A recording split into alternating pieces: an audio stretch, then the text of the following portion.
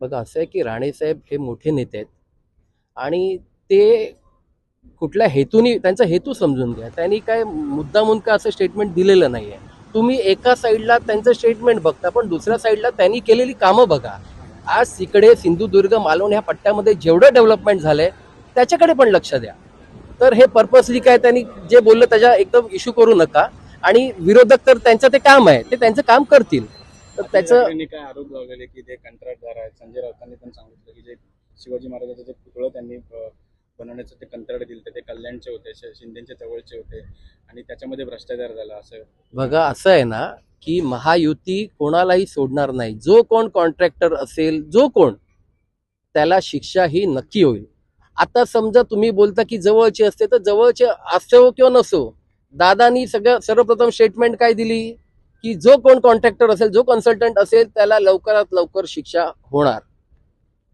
काय आराध्य असतात त्यांचे पुतळे किंवा ज्या काही गोष्टी बनवताना काही नियम राखून ठेवलेले आहेत, मात्र या नियमांची पायमल्ली करून त्याला अनुभवच नव्हता असे अवघे 26 वर्ष जो शिल्पकार आहेत त्याला हे पुतळा बनवण्यासाठी काय सांगायला असं. मला हेच म्हणायचं आहे की देशाचे पंतप्रधान आदरणीय मोदी साहेब येणार होते आणि ही घाई करण्यात आली की ज्याला शिल्पकाराचा 4 महिन्याचा अनुभव नाही, 24 वर्षाचा एक शिल्पकार आहे आणि त्याला तुम्ही छत्रपती शिवाजी महाराजांचा शिल्प बनवायला देता, ही पहिली चूक आहे. तो कोणाच्या ओळखीच्या माध्यमातून आला हे आम्हाला देणं घेणं नाही. आमचं आराध्य दैवत छत्रपती शिवाजी महाराज आहे आणि या छत्रपती शिवाजी महाराजांची शिल्प जे ठिकाणी उभी राहिलेली आहेत, प्रतापगड असेल, रायगड असेल, गेटवे ऑफ इंडिया असू देत, त्यांना किती वर्ष झाली आणि हे 8 महिने पण नाही झालेल्या शिल्पकार उकळून पोळलं जातं. हे काय आहे?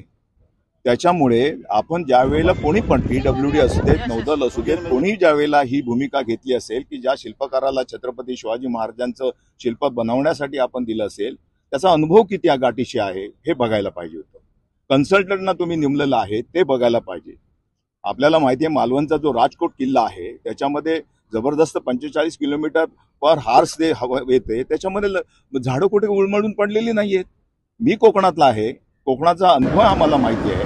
त्यामुळे प्रश्न हा कुठल्याही महाविकास आघाडी महाविकास युतीचा नाहीये. हा युतीचा हा छत्रपती शिवाजी महाराजांचा अस्मितेचा आहे. 13 कोटीची लोक जनता आज आहे, मग कुठल्याही समाजाची असू देत, त्यांना छत्रपती शिवाजी महाराजांबद्दल अतिशय आदर आहे. छत्रपती शिवाजी महाराजांच्या आदिशाही, निजामशाही, या डच, पोर्तुगीज, इंग्रज यांना अंगावर घेणाऱ्या या जगातला एकमेव नेता कोण असेल, छत्रपती शिवाजी महाराज होते. आणि त्या छत्रपती शिवाजी महाराजांचा पुतळा 8 महिन्यामध्ये कोसळावा हे दुर्दैवी आहे आपल्या सर्वांचं. तो कोणी बांधला ह्याला आमचं नाही, कोणाच्या रेफरन्सने आला ह्याला आम्हाला महत्व दिलं जाणार नाही. महत्व दिलं जातं की छत्रपती शिवाजींच्या एका केसाला, त्यांच्या पुतळ्याला कुठे धक्का लागला तर ही 13 कोटी जनता कधीही कोणाला माफ करणार नाही. बदलापूरचं प्रकरण दाबण्यासाठी कोकणातील 3 नेत्यांनी हा पुतळा पाडल्याचा आरोप जो आहे तो पॅन्थर संघटनेची केदार यांनी केली. या संदर्भात मला याच्याविषयी बोलायचं नाही. आम्हाला याच्यामध्ये राजकारण कुठेही दिसत नाही. राजकारणाचा विषय नाही. बदलापूरचं प्रकरण वेगळं आहे आणि मालवण राजकोटच्या किल्ल्याचं प्रकरण वेगळं आहे.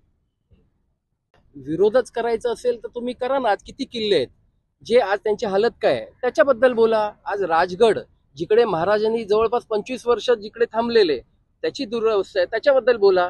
पण ह्या गोष्टीसाठी एक वेगळं राजकारण करता हे चुकीचं आहे.